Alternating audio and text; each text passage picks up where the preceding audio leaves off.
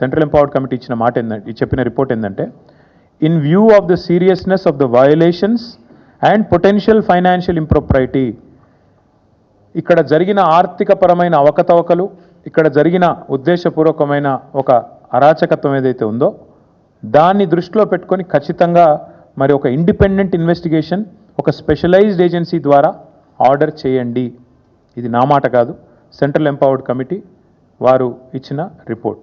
అంటే ఎగ్జాక్ట్గా ఇదే మాట నేను ఇక్కడ కూర్చొని వారం రోజుల కింద చెప్పాను.